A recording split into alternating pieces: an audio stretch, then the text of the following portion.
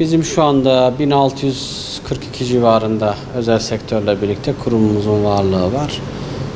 Hem özel sektör hem bizler bu yaz döneminde ona hazırlıklarımızın büyük bir kısmı tamamlandı. Şu an itibariyle de 6 Eylül'de öğrencilerimizin sağlıklı, güvenli bir şekilde okula gelmesiyle ilgili ihtiyaç duyulan tüm dezenfekte, maske ve benzeri tüm hazırlıklar yapıldı.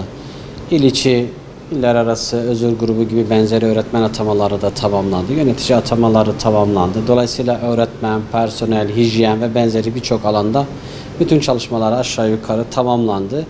TYP personelimiz de şu anda başvuru süresi başladı. Haftaya bir kura süreci var. Hemen akabinde de ilk hafta inşallah hemen hemen ikinci veya üçüncü gün onlar da devreye girmiş olacak. İlimizde 2200 civarında TYP personeli de devreye girmesiyle birlikte bizim aşağı yukarı hemen hemen sıfıra yakın bir hatayla eğitim öğretime başlayacağız gibi görünüyor. Tabii bizim şu anda biz de takip ediyoruz öğretmenlerimizi ve personelimizi. Şu anda işte %86-%87'lere yakın bir oranlamamız var. Gün be gün takip ettiğimiz bir konu. Biz aslında okullarımızda güvenli bir alan oluşturduk. Arzumuz içimizden geçen bu güvenli alana güvenli olduğunu bilimce de kanıtlanmış olan tüm arkadaşlarımızın o çember içerisine girmeleri. Dolayısıyla aşı bizim bir tavsiye ettiğimiz bir durum. Tüm öğretmen arkadaşlarımızın aşı olmasını arzu ediyoruz. Ben 3. aşımı da oldum. Yani dolayısıyla daha önce 2 Sinovac olmuştuk. En sonunda 3. aşımızı da olduk şu anda.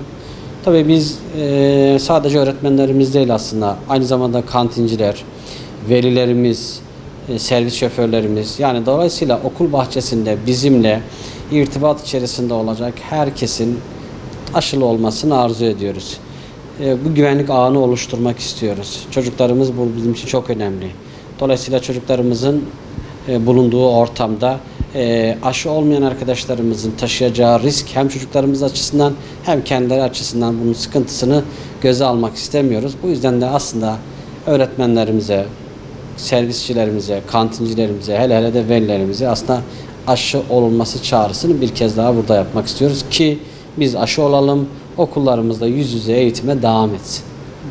Ya şöyle, şimdi tabii iki bakanlık arasında ciddi bir entegrasyonumuz var. Şu anda biz her okul müdürümüz sabah her öğrencimizin, her öğretmenimizin, her çalışanımızın pozitif veya temas durumunda kendisi zaten bilgilendiriliyor sistem üzerinden.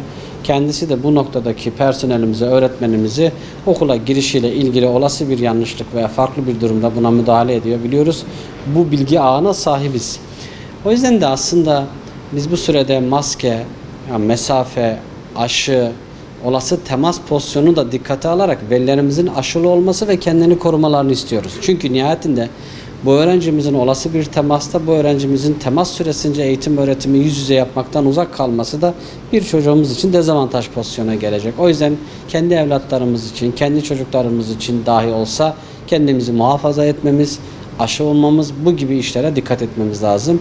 Bizim Sağlık Bakanlığı'yla hem il olarak hem bakanlık olarak ciddi bir iletişim ağı ve altyapı güçlülüğü var. İletişim şu anda aynı zamanda ciddi bir işbirliğimiz de söz konusu.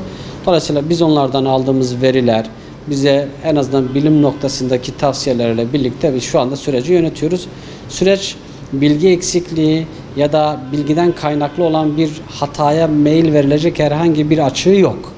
Burada sadece herkes bilecek, herkes biliyor, herkes de konuya hakim. Bizim talebimiz aşı çok önemli burada.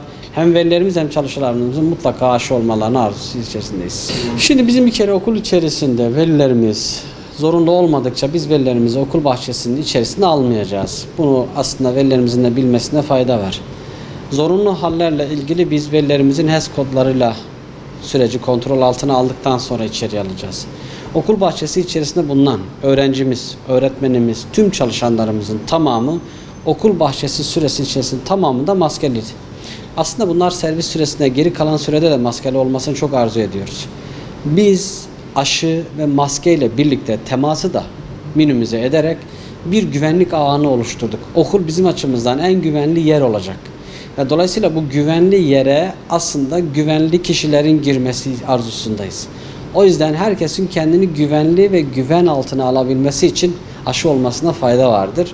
Tabii aşı olmak istemeyen bu noktadaki kişilerle ilgili de Biz zorunlu olmadıkça zaten kimseyi almadığımız gibi PCR testi olmadan çalışanlarımızın öğrencilerimizle temas etmesine müsaade etmeyeceğiz. Velilerimizin de HES kodlarına bakmaksızın hiçbir şekilde okul bahçesi içerisinde almayacağız. O yüzden velilerimiz mümkün mertebe okul ziyaretlerini minimize etmeleri arzusu içerisindeyiz.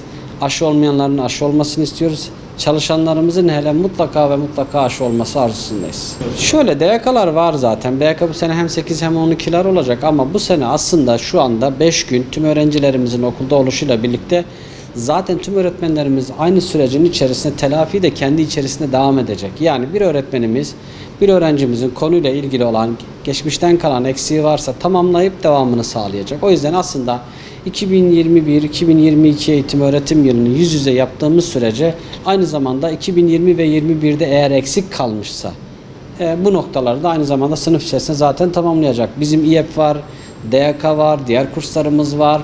Telafi ile ilgili topyekün bir çalışmamız zaten devam ediyor. Yıl boyunca da devam edecek. Teşekkür ediyorum. Ben öncelikle velilerimize bir kez daha çağrı yapmak istiyorum. Lütfen çocuklarımızın yüz yüze eğitimi ve özellikle de eğitimde uzun süredir yüz yüze eğitimden uzak kalışlarının daha tekrarlanmaması için bize bu noktada destek versinler. Aşı olmayanları mutlaka aşı olalım. Hele çalışanlarımızı aşısız hiç düşünmek dahi istemiyoruz. Bu arkadaşlarımızın tamamını en kısa sürede aşı olacaklarını da umudu içerisinde onları böyle bir beklentimizin olduğu kendilerine paylaşmak istiyoruz. Velilerimize şu çağrıda da bulunmak istiyoruz. Biz bütün tedbirleri aldık.